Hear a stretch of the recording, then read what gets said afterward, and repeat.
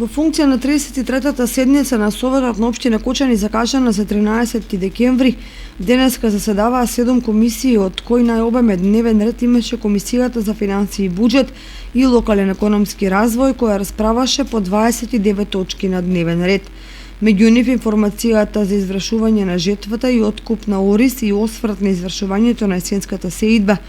Потоа предлог финансиските планови на општинските основни и средни училишта за 2020 година, на детската градинка Павлина Велјанова, на библиотеката Искра за 2020 година.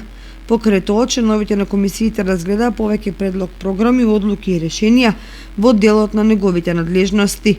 Дневен ред од 15 точки имаше Комисијата за комунални работи, планирање и уредување на просторот и заштита на животната средина и природата, меѓу кои предлог одлуката за сопствено учество на општината со кофинансирање на регулацијата на Кочанска река. Комисијата за култура, образование и спорт и права на децата на дневен ред ги имаше предлог програмите за култура, за спорт, за подршка на образованието, за комуникации, како и предлог одлуката за утврдување критериуми за распределба на блок дотации на општинските основни и средни училишта за 2020 година. Комисијата за земјоделие разгледа и на Советот му ја предложи на усвојување информацијата за извршување на жетвата и откуп на оризот, како и освртот за извршување на есенската сеидба.